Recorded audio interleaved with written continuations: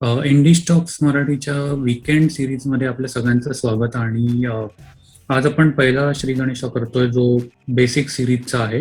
ह्याच्यात तुम्ही कुठल्याही म्हणजे कुठल्याही बॅकग्राऊंडचे असाल, सायन्सचे असाल, कॉमर्सचे असाल किंवा आर्ट्सचे असाल किंवा अगदी इंजिनियर असाल तरी सुद्धा तुम्ही शेअर मार्केटच्या या गोष्टी समजून घेऊ शकता आणि पुढे आपलं ट्रेडिंग त्यानुसार करू शकता. माझ्यासोबत आता सर्वप्रथम माझी ओळख म्हणजे मी निखिल आणि माझ्यासोबत असणारे आज केतन फ्रॉम नागपूर. हाय केतन. हाय निखिल. हाय. तर तू आहेस माझ्यासोबत आणि तुला कुठलेही डाऊट्स असतील तर विचारू शकतोस. आणि मेन म्हणजे तुला बसवायचं कारण मीटिंगमध्ये म्हणजे तुला जे प्रश्न पडतील हे माझ्याकडच्या प्रेक्षकांना सुद्धा पडलेले असणार आहेत. त्यामुळे तू त्यांच्या मनातले प्रश्न जसे असतील तसे तू थोडेफार विचारू शकशील आणि त्यांचे डाऊट तिथेच क्लिअर होतील. बाकी कोणालाही काही डाऊट्स असेल तरी तुम्ही कमेंटमध्ये विचारू शकता. मी उत्तर द्यायचा नक्की प्रयत्न करेन. तर सुरुवात करूया. आपण या व्हिडिओमध्ये काय काय शिकणार आहोत ते बघू आधी. तर अगदी बेसिक पासून म्हणजे स्टॉक म्हणजे काय, डीमॅट अकाउंट म्हणजे काय, नंतर भारतीय शेअर मार्केट, NSE BSE आणि निफ्टी 50, सेन्सेक्स 30. तर अगदी एवढ्या छोट्या छोट्या गोष्टी आहेत आणि त्या आपण या सिरीजमध्ये डिवाइड केलेल्या आहेत वेगवेगळ्या एपिसोड्समध्ये. तर बघूया पहिलं स्टॉक म्हणजे काय. तर शेअर मार्केटमध्ये लिस्टेड कंपनीतला एक छोटासा हिस्सा. तर लिस्टेड कंपनी म्हणजे सर्वप्रथम अशा बऱ्याच कंपन्या असतील ज्यांचे शेअर लिस्टेड नाही आहेत स्टॉक एक्सचेंजवर. तर एखादी कंपनी जेव्हा म्हणजे ट्रेडिंग आपण जेव्हा करतो ती सर्वप्रथम एक्सचेंजला लिस्ट करायला लागते. त्याची वेगळी प्रोसिजर आहे, पण ती कंपनी लिस्टेड असायला लागते. तर त्याची म्हणजे जी लिस्टेड कंपनी आहे त्याचा एक छोटासा हिस्सा आपण ट्रेड करत असतो किंवा इन्व्हेस्ट त्याच्यात करत असतो. तर मागणी पुरवठा तत्वावर हे स्टॉक मार्केट चालतं. जशी मागणी जास्त तशी त्याची किंमत वाढत जाते. हे सगळीकडेच म्हणजे लागू पडणारं तत्व आहे.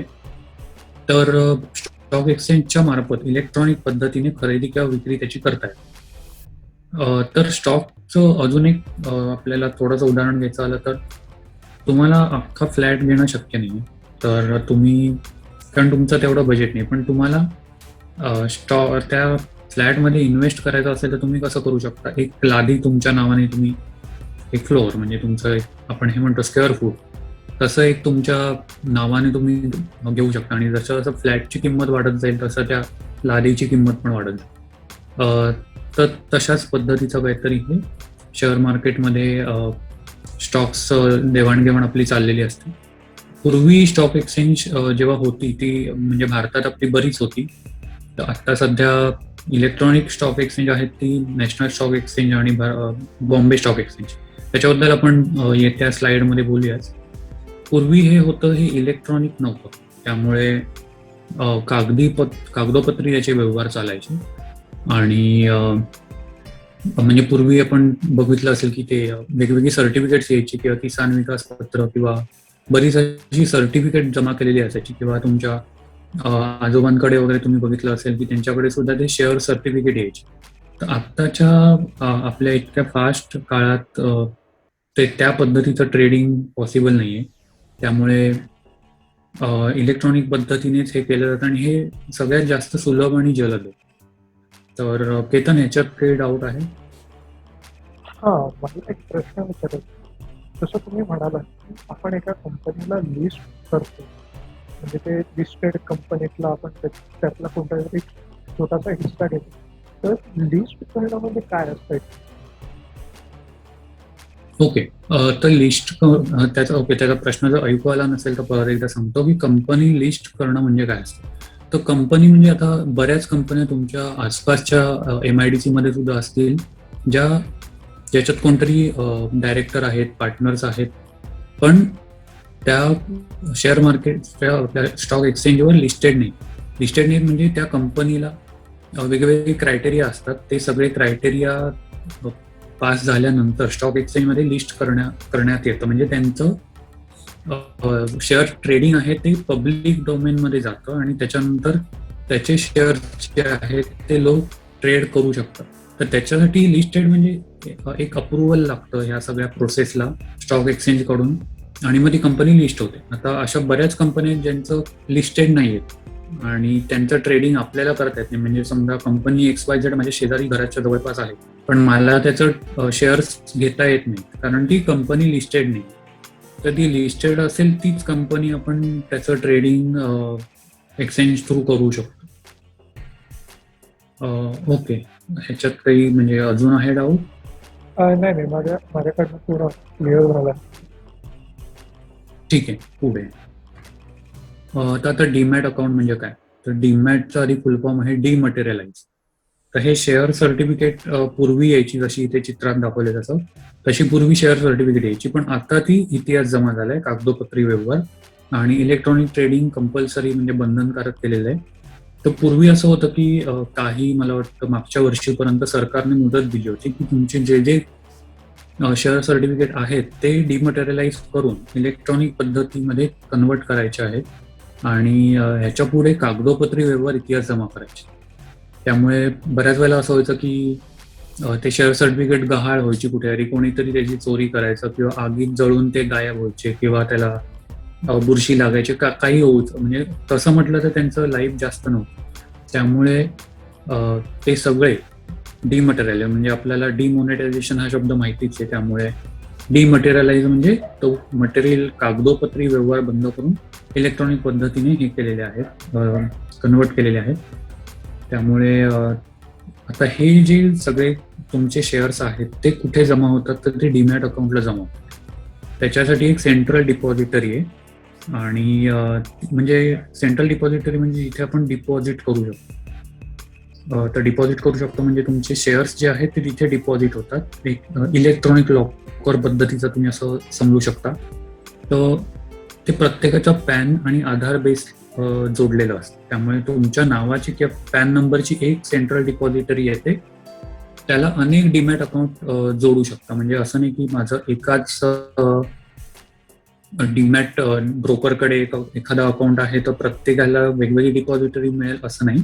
तर एकच डिपॉझिटरी, पण त्याच्यामध्ये बरेच डीमॅट अकाउंट असतात. म्हणजे एक कपाट आणि त्याच्यात बरेच कप्पे. तर प्रत्येक कप्पा म्हणजे तुमचं ब्रोकर. तर प्रत्येक कप्प्यातले शेअर्स तुमचे वेगळे असू शकतात, जसे तुम्ही खरेदी केलेले आहेत वेगवेगळ्या ब्रोकर्सकडे. डीमॅट, आता ओके, डीमॅट अकाउंट म्हणजे काय? तर पुढचा भाग म्हणजे demat plus trading account plus bank account. आता बऱ्याच बँकांचं सुद्धा डीमॅट अकाउंट आणि ट्रेडिंग अकाउंट आणि बँक अकाउंट हे एकत्र असतं. त्यामुळे असं एक कंबाईन अकाउंट काढलं तरी तुम्ही बँकेत डीमॅट अकाउंट तुमचं उघडू शकता किंवा ब्रोकरकडे तुमचं फक्त डीमॅट अकाउंट सुद्धा काढू शकता, ज्याच्यात तुम्ही ट्रेडिंग पण करू शकता. म्हणजे तिथे बँक अकाउंट नसतं, पण ते बँक अकाउंट लिंक असतं. फक्त मग तिथे डीमॅट अकाउंट आणि ट्रेडिंग अकाउंट तुमच्या ब्रोकरकडे तुम्ही काढू शकता. तर मगाशी म्हटलं तसं सिक्युरिटी तुमच्या डिपॉझिटरी ज्या आहेत त्या NSDL आणि CDSL या 2 डिपॉझिटरी आहेत. NSDL आहे नॅशनल सिक्युरिटी डिपॉझिटरी लिमिटेड, ते NSC साठी काम करतं, आणि CDSL जे आहे ते सेंट्रल सिक्युरिटी डिपॉझिटरी लिमिटेड, हे BSC साठी काम करतं. तर आता भारतीय शेअर मार्केट म्हणजे NSE आणि BSE. तर NSE हे आहे जे आत्ता 92 अगदी आत्तापर्यंत आलेलं आहे 1992 पासून, ज्याच्या इंडेक्सला निफ्टी असं म्हणतात, ज्याच्यात 1952 कंपन्या लिस्टेड आहेत. या कमी जास्त होऊ शकतात जशा नवीन नवीन कंपन्यांच्या IPO येतील किंवा काही कंपन्या डिलिस्ट म्हणजे जशा लिस्ट होत्या तशा डिलिस्ट पण होऊ शकतात. त्यामुळे ज्या बाहेर पडतात किंवा नवीन IPO आल्या तर लिस्ट होतात, त्यानुसार त्या 1952 हा आकडा कमी जास्त होऊ शकतो. दुसरं एक्सचेंज आहे ते बॉम्बे स्टॉक एक्सचेंज. हे आशियातलं सगळ्यात जुनं आहे, 1875 पासून, आणि त्याच्या इंडेक्सला आपण सेन्सेक्स म्हणतो. त्याच्यावर 5439 कंपन्या आहेत. या सुद्धा कमी जास्त होऊ शकतात. त्यामुळे तुम्ही हा जो व्हिडिओ बघताय तेव्हा हा आकडा वेगळा असू शकतो. बरीच एक्सचेंज होती, ती 2015 ते 2018 काळात बंद झाली. तर भारतात ह्या आधी दिल्ली, अहमदाबाद, कलकत्ता, मद्रास, पुणे, बेंगलोर, कोची, हैदराबाद, बडोदा, जयपूर, लुधियाना, भुवनेश्वर, कोइंबतूर आणि अजून बरीच अशी वेगवेगळी स्टॉक एक्सचेंज होती जिथे ट्रेडिंग चालायचं, पण कालांतराने ही बंद करण्यात आली. आणि आता इलेक्ट्रॉनिकचा काळ आल्यामुळे मुंबई स्टॉक एक्सचेंज म्हणजे बॉम्बे स्टॉक एक्सचेंज आणि नॅशनल स्टॉक एक्सचेंज. ही दोन्हीच स्टॉक एक्सचेंज आता आपल्याकडे भारतात आहेत. आणि नॅशनल स्टॉक एक्सचेंज हे सुद्धा मुंबईतच वसलेलं आहे. म्हणजे नॅशनल आहे म्हणून ते दिल्लीत नाही, कारण आपली इकॉनॉमिकल कॅपिटल मुंबई आहे. त्यामुळे हे स्टॉक एक्सचेंज सुद्धा मुंबईतच आहे. पुढचं आहे ते निफ्टी 50 सेन्सेक्स 30. आता मगाशी मी म्हटलं की निफ्टी आणि सेन्सेक्स हे शब्द आपण बऱ्याच वेळेला पेपरात वाचले असतील किंवा टीव्हीवर सुद्धा ऐकले असतील. तर निफ्टी 50 म्हणजे काय? तर निफ्टी 50 म्हणजे त्याचं फुल फॉर्म आहे NSE 50. 50 उत्तम कंपन्या 13 क्षेत्रातल्या निफ्टी 50च्या नावाने त्यांना कंबाईन केलेलं आहे. म्हणजे मगाशी जसं मी म्हटलं ह्याच्यात की 1952 कंपन्या NSE वर आहेत. त्यातल्या 50 टॉप 50 कंपन्या निवडल्या आहेत वेगवेगळ्या सेक्टरमध्ये आणि त्यांना कंबाईन नाव दिलं निफ्टी 50, एक बास्केट म्हटलं. तर ह्याच्यात सुद्धा वेटेज आहे. तर हे सुद्धा वेटेज कमी जास्त होऊ शकतं, पण आता एक साधारण बघायला गेलं तर कसं आहे, तर फायनान्शियल सर्व्हिसेस आहे ते 31.54 आहे, IT कंपन्या आहेत ते 13.92, एनर्जी 12.6, ऑटोमोबाईल 11.68 आणि वेगवेगळे consumer goods, construction, cement, metals, telecom इत्यादी इत्यादी अशी 13 क्षेत्र आहेत. आणि यातल्या 50 उत्तम कंपन्यांना निफ्टी 50 असं नाव दिलेलं आहे. तर निफ्टी 50 मध्ये टॉप 50 कंपन्या येतात. त्या आपल्या परफॉर्मन्सनुसार 50 कंपन्या निवडल्या जातात. आता समजा एखादी त्यातली कंपनी अंडर परफॉर्म करत असेल तर ती कंपनी त्यातून काढून टाकली जाते आणि त्याच्याऐवजी त्याच्यानंतरची म्हणजे निफ्टी 50च्या पुढे सुद्धा निफ्टी 100 अशा टॉप 100 कंपनी, तर जी 51वी असेल ती त्याच्यात 50 मध्ये एंटर होते आणि एक त्यातली निघून जाते. तर ह्याची जी माहिती आहे ही सगळी पब्लिकली डोमेनमध्ये एक्सचेंज आपल्याला देत असतं की कुठली कंपनी आत्ता बाहेर जाणार आहे आणि कुठली कंपनी येणार आहे. तर रिसेंटली वेदांत किंवा येस बँक जी अगदी नावाजलेली कंपनी होती, बँक होती, ती निफ्टी 50 मध्ये होती, पण ती नंतर त्याच्या परफॉर्मन्समुळे बाहेर पडली आणि त्याच्यानंतर त्याच्या आधी श्री सिमेंटने त्याची जागा घेतली होती. त्याच्यानंतर बरंच काही म्हणजे वोडाफोन आयडिया सारखी कंपनी सुद्धा एकेकाळी निफ्टी 50 मध्ये होती. रिलायन्स, अनिल अंबानींच्या ग्रुपच्या कंपन्या होत्या, त्या सुद्धा काही काही टॉप लिस्टमध्ये होत्या, पण नंतर त्या हळूहळू कालांतराने बाहेर पडल्या. तसंच आहे ते सेन्सेक्स 30 मध्ये आहे. सेन्सेक्सला असलेल्या टॉप 30 कंपन्या या सेन्सेक्स 30च्या नावाने ओळखल्या जातात. परत इथे मगाशी सांगितल्याप्रमाणे त्यांचं सुद्धा वेगवेगळं वेटेज आहे. तर वेटेज तुम्ही बघू शकता, हे सुद्धा दरवेळी बदलतं.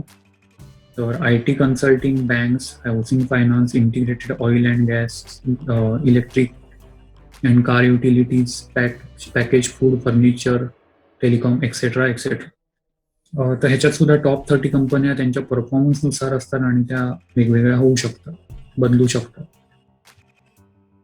ओके, ही एक लिस्ट आहे निफ्टी 50 आणि सेन्सेक्स 30. तर दोन्ही एक्सचेंजकडे या बऱ्यापैकी कॉमन आहेत, म्हणजे इकडच्या 30 कंपन्या आणि तिकडच्या 50 कंपन्या कॉमन असू शकतात. फक्त NSEला 20 कंपन्या जास्त आहेत, त्यामुळे तिथे थोडंसं वेगवेगळं असू शकतं. आणि ही लिस्ट दरवेळी बदलत असते. दरवेळी म्हणजे काही महिन्यातून त्याची परत रिव्हिजन होते आणि नवीन लिस्ट लोकांना पब्लिक आउट केली जाते. तेच सेन्सेक्स 30च्या बाबतीत इथे सुद्धा परफॉर्मन्सनुसार आणि मार्केट कॅपिटलायझेशननुसार वेगवेगळ्या कंपन्या इथे एंटर होतात आणि एक्झिट होतात. तर निफ्टी 50च्या टॉप 10 कंपन्या आपण बघितल्या तर सध्याचं वेटेज यांचं असं आहे, अप्रॉक्सिमेट व्हॅल्यूज आहेत. Reliance industries 9.82, HDFC bank 9.72, Infosys 7.63, housing development finance corporation HDFC 6.94, ICICI bank 6.68. Okay, आणि बाकीच्या आहेत त्या स्क्रीनवर आहेत ते तुम्ही पॉज करून बघू शकता की त्यांचं वेटेज कसं आहे. सेम सेन्सेक्स 30 साठी. अरे मी तुला इंटरप्ट करतो निखिल. हो, ऍक्च्युली जे आधी म्हणाला होता त्याच्या आधीच्या स्लाइडवर की एका वेळेनंतर ते 50 आणि 30चा जो लिस्ट आहे ती बदलत असते, तर त्याचं काही ठराविक असं ड्युरेशन आहे नाही याच्या नंतरची स्लाइड. याच्यात जे म्हटलंय तू की याच्यात 50 आणि 30 ही अशी लिस्ट असते, तर ती एका ठराविक काळानंतर बदलत असते. तर तो काळ फिक्स असतो का? किंवा जर मग फिक्स नसेल तर त्याचा मग क्रायटेरिया काय असू शकतो?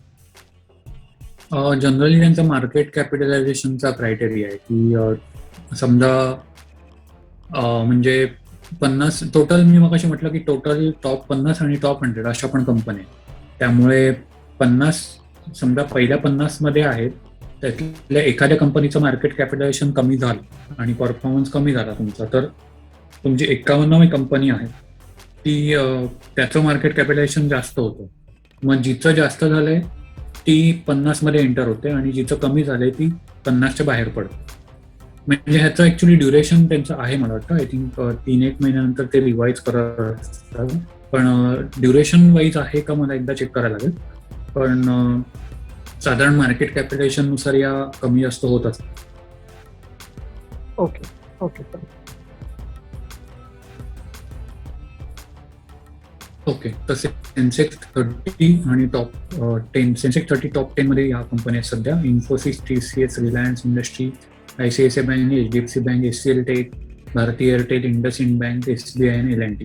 हे सुद्धा चेंज असू शकतात, कारण तुम्ही हा व्हिडिओ कधी बघताय त्याच्यावर सुद्धा अवलंबून आहे.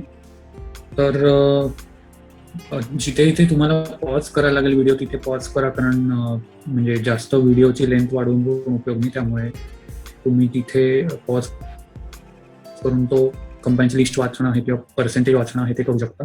वेल, हा पहिला भाग होता आपला आणि ही सिरीज आपण अशीच पुढे कंटिन्यू ठेवणार आहोत. दर विकेंडला एक नवीन भाग घेऊन येणार आहोत, शनिवार रविवारी. त्यामुळे आणि हे सगळं नॉलेज आहे ते तुम्हाला अगदी फ्रीमध्ये मिळणार. त्यामुळे स्टे ट्यून आणि सबस्क्राईब करायला विसरू नका.